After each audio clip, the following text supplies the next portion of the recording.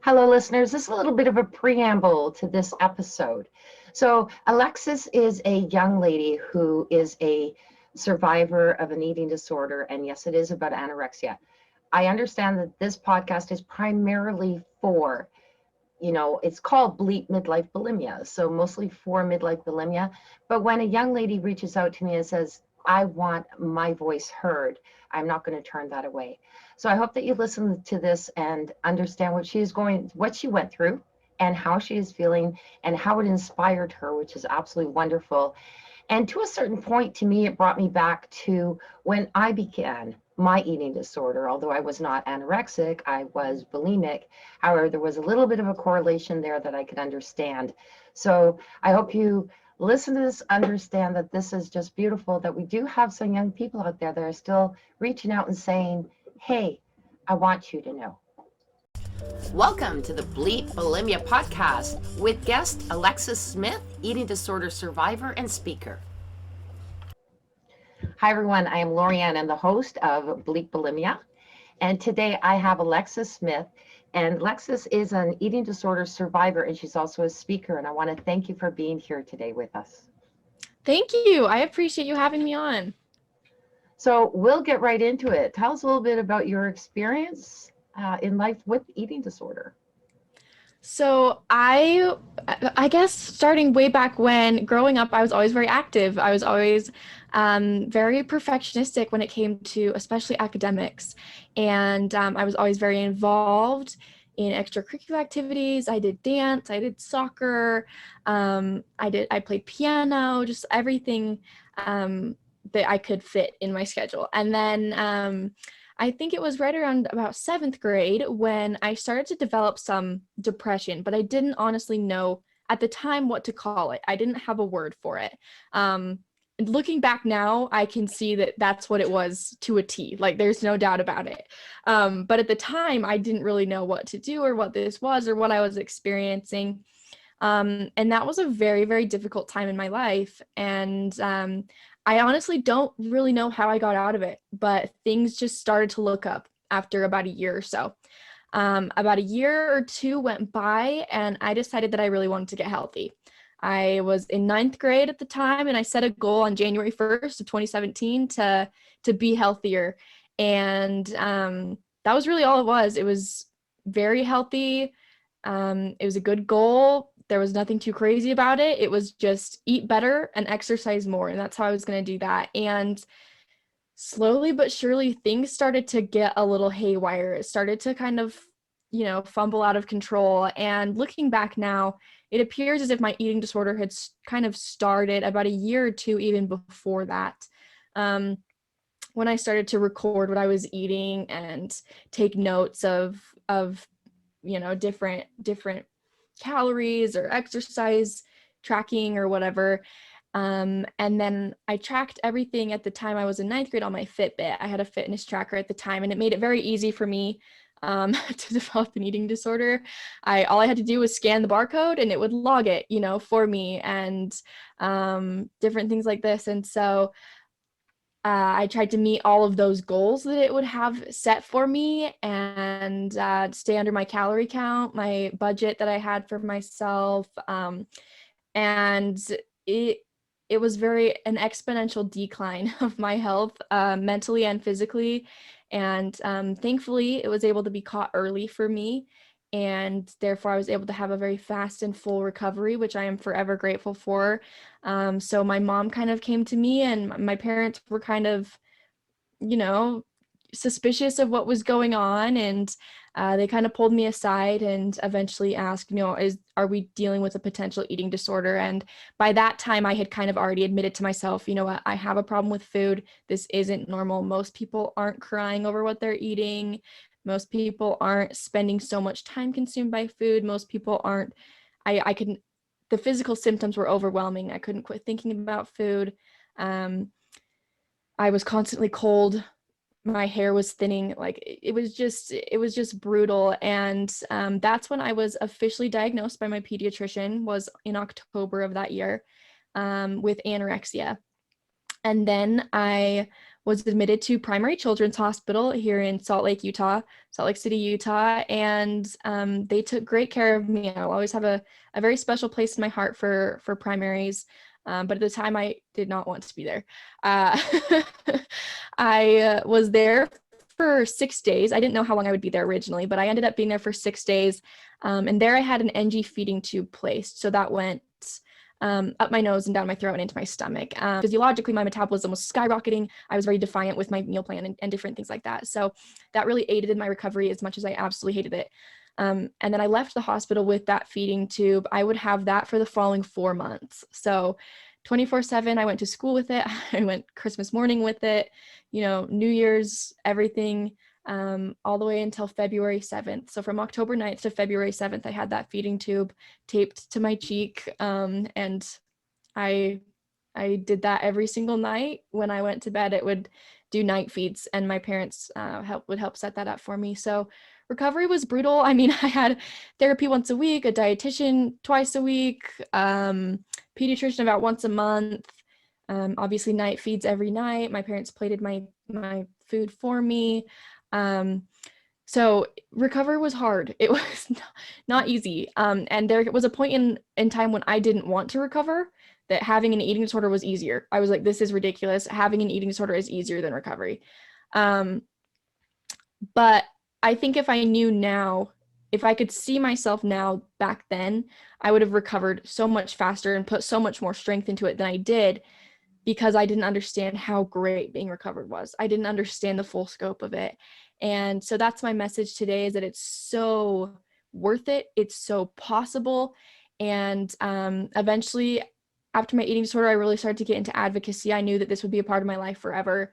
And so I've kind of devoted a lot to it, with a podcast, with coaching, with speaking, with a workbook, with studying. I'm in my undergrad for psychology right now, and then I will be applying for clinical mental health counseling programs and hoping to open my own practice specializing in eating disorder recovery. So it's been quite the journey for me. I know that was kind of long-winded, but No, that's fantastic. That's me.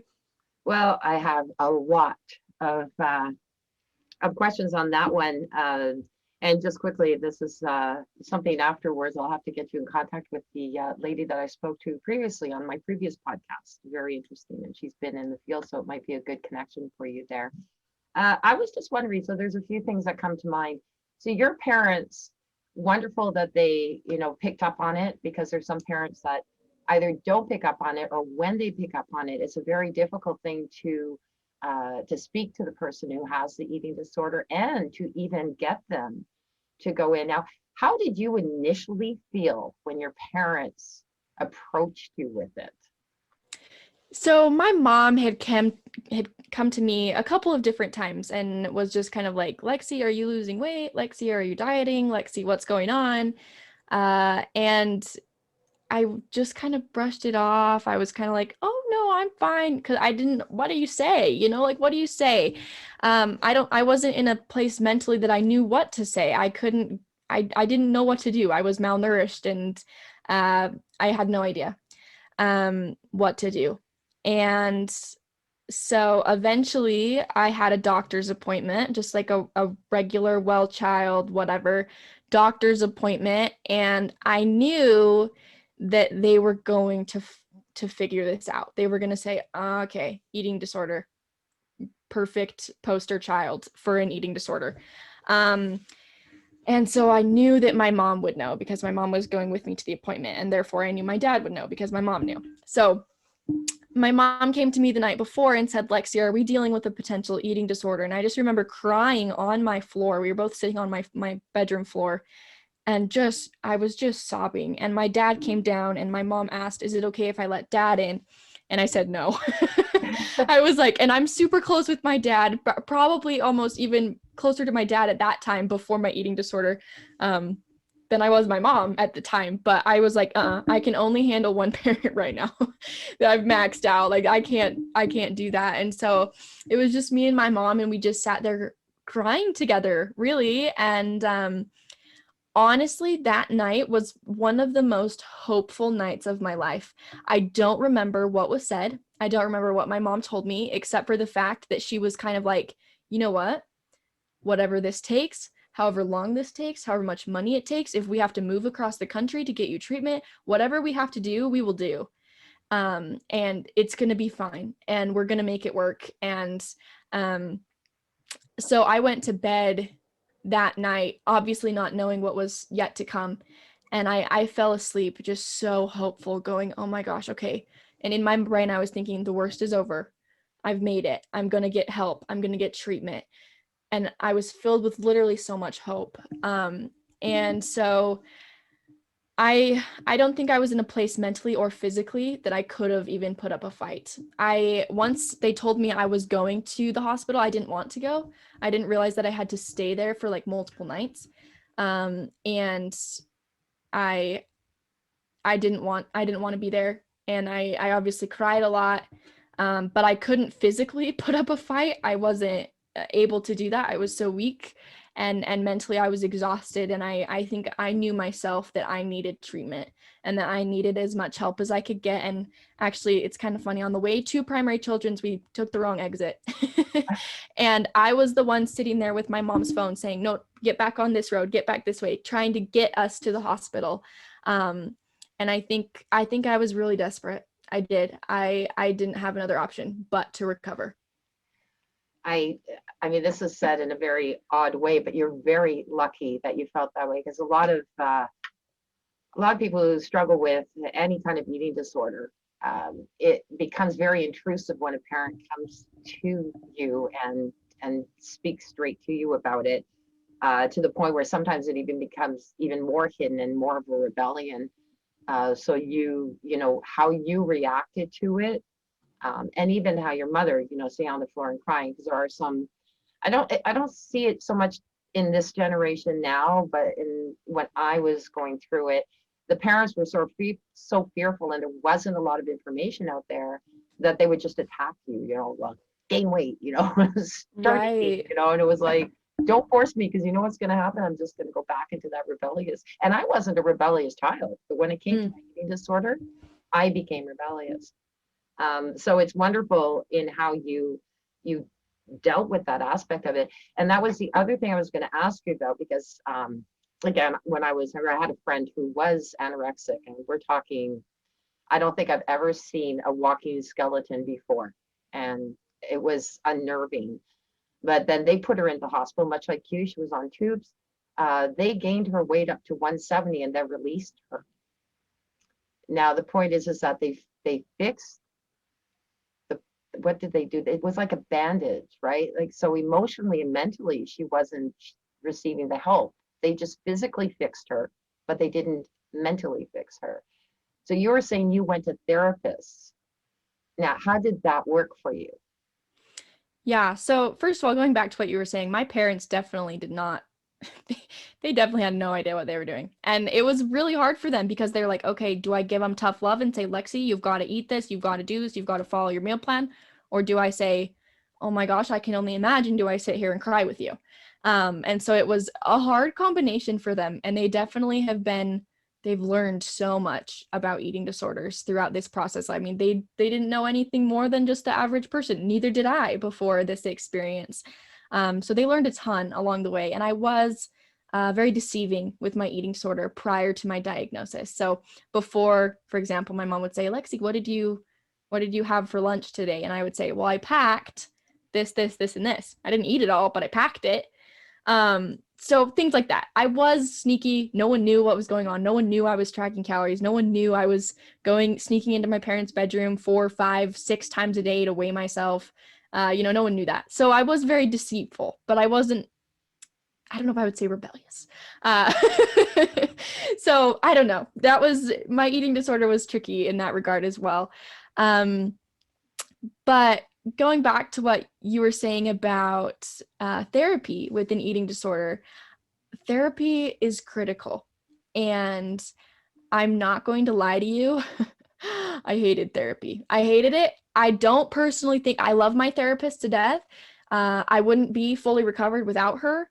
But I don't think that me and her a great match, if I'm being honest. And but she had a lot of experience treating eating disorders. She fought eating disorders very aggressively, and she was not willing to leave any crumb left unturned. Like by the end of my therapy, we were beating a dead horse about what more could there be underlying this eating disorder. And that's why I think I'm so fully recovered, is because we went the full mile and then some in therapy. And every fear food was conquered. Every worry about restriction, every body image issue was discussed. I mean, there was nothing left on the table when I walked out of therapy for the last time. And a lot of my recovery was just healing my body. I had to do that first. And that was the most difficult part for me, because my brain was malnourished and I just couldn't do what they wanted me to do. I wasn't thinking at the time. I thought it was very rational. Still to this day, it makes sense what I did. But especially in the moment, you couldn't have convinced me to do anything different than I did. And so fixing my body before I could fix my brain was critical. So getting to weight maintenance for me was a very difficult process. So like you said, the fixing of the body, the physical aspect of it is critical. You can't recover from an eating disorder if you're malnourished. You just can't. Because there's so many signs and symptoms associated with that.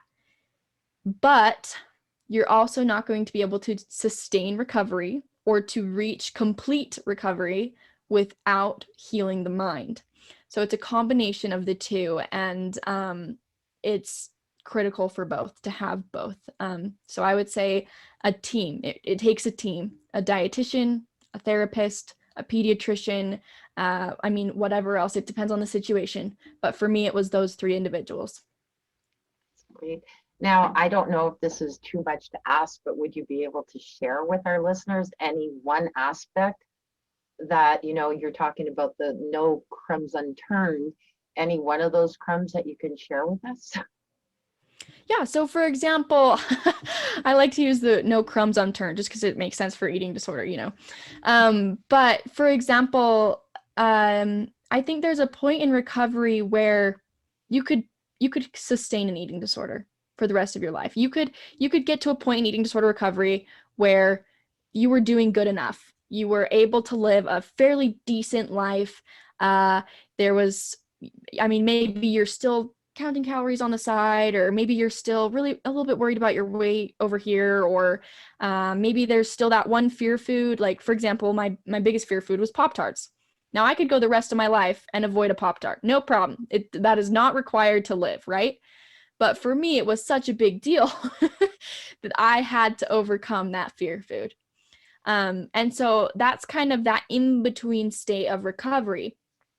And I think you could live in that state for a long time, and a lot of people do, especially treatment back in the day it just wasn't as good as it is now. And thankfully, the individuals that have gone through recovery and medical professionals have been able to recognize that, and we've been able to improve the system. And I think making sure that every crumb of an eating disorder is taken care of, every piece of it is destroyed, is key. You can't leave any fear food left uneaten. You can't leave any, if there's anything in the back of your mind to tell your therapist, you can't leave that unsaid. You have to put everything out on the table and then some. And it's more than just an eating disorder. It's about what's underlying that. For me, that was perfectionism. I had to look into what was what I was struggling with that personally, and how that was affecting me, what was underlying it. It wasn't just fixing the body, it wasn't just fixing the mind, it was fixing what was under it too. So I think that is full recovery, and that's lasting recovery. And a lot of people will say that it's not possible, that an eating disorder will always be there in the back of your mind, or that it'll always come up every once in a while, or whenever. And it's just not true. And if anything, I tell people that I'm standing living proof of that, because I don't weigh myself every day. I don't change my shirt 3 times a day. I don't worry about what I look like every single day. I don't worry about what the calories are in the food that I'm eating. I just don't. And that is full recovery. And I like to believe that that is possible for absolutely everyone, regardless of how long your eating disorder has been a part of your life. It might take longer, it might take more work, but I believe that it is absolutely possible for everyone. I agree with you. And there's that mindset as well, which we talked about actually in a couple of my podcasts. We brought the same thing up, is the fact that if you believe that you are always going to have an eating disorder, or you are always going to be a bulimic, or you're going to label yourself as always, it's a harder thing to fully recover than that. I always say, yes, I'm a recovered bulimic. I'm not bulimic anymore, and it's gone. And you believe you can get to that point, you get there. But not without help. Like you said, there's, unfortunately, that friend I was telling you about, she ended up, because she was put out and going from, we're talking, I don't know, she must have been like 65, 70 pounds. It was really scary. Like she was near death, to 170. Well, you know what, that happened, then she became bulimic. So it just transferred until she started going for therapy. She's fine now, but it was just a transference because of that, not dealing with what was at the roots of really what were you hiding? What was this doing to help you through something, right? And that's usually what an eating disorder is. You're going to it because it's helping you through something. It's not the right way to help you through it, but that's what it's doing. So, and I think perfectionism is very much a big thing. And also, I call it overwhelm as well. I think it's a big one when you're taking on too much and you just keep putting more and more on your plate, so to speak. And then what we were talking about, the boundaries, right? Know when to say no, know when enough is enough. And as you were stating too, that OCD type of perfectionism type of thing, when you can move from an A crazy, OCD or perfectionism to a B and say, it's okay if I leave my dishes in the sink today. I'm okay with that. And it's really, bring yourself to where I'd rather live a life with, my floor is not perfectly cleaned or a couple of dishes in the sink than being worried about it all the time and being the Tasmanian devil, just kind of going bzz, bzz, bzz, bzz. So it's a better place to be. I mean, it's amazing that, you did catch on very quickly, in comparison to a lot of people. And I love that you're saying that yes, you can fully recover, and you're here to speak to that as well. And I think it's absolutely fantastic too that you're going to be able to help other people along the way with that. Why don't you tell us a little bit about your blog and a little bit about, you said you have a podcast, sorry, is that right? Yes. Yeah, Yes. tell us a little bit about that. So I do a lot on Instagram. That's kind of the main hub of all that I do. So, I mean, I have resources out the wazoo, for those that are going through recovery, and not just young people that are going through recovery, but of all people. I like to mention and focus a lot on that eating disorders don't discriminate between age or ethnicity, religion, gender. Anyone is at risk for developing an eating disorder. And so I like to focus on that as well. But I like to provide a lot of hope and a lot of inspiration and education to my followers. And so you can find me on Instagram at everyounce.of-strength. That's probably the best place. And then I also have a podcast that I love to feature other individuals that have been through specific experiences themselves that I can't necessarily speak to, that just are about all types of different mental health. So a lot of anti-diet dietitians will be on my podcast, talking about health at every size, intuitive eating. I'll also have some episodes about balancing bulimia, episodes about orthorexia, episodes about, LGBTQ rights and mental health. Things about like social injustice and access to mental health treatment, or there's been episodes about substance abuse, OCD, soon to be schizophrenia, like we've covered it all. So the podcast is a great place that I'm absolutely honored to have some of the guests that I have had. So definitely check that out. It's called Every Ounce, the Every Ounce podcast, and that's just available wherever you get your podcasts. That's fantastic. that does cover a lot, let me tell you. And you're right too with mental illness. It's just so expansive. And I'm just so glad that we've come so much further than, like I said, when, 40 years ago when I was first struggling with my bulimia, there was not even anything on bulimia, never mind. Everything I sent away for was on anorexia, and it was getting me really frustrated. But we've really come a long way. And even with this, COVID time, what I'm really loving is that, today we have the capability of using our computers and doing online, coaching therapy and such. So there's some who are struggling with eating disorders that it's an easier way for them to reach out. So it doesn't matter what kind of personality you are, there is the availability for whatever help that you need. Whether you don't want to see someone, you can reach them via that form or by face or by telephone. So I just think that's wonderful for today. I really appreciate your time, Alexis. I really enjoy that you were able to share your survival story, and keep up the good work with that and all of the help that you're giving to people. Thank you. I appreciate that. Thank you. Take care. Thank you for listening to this episode. Be sure to visit me at bleepbulimia.com.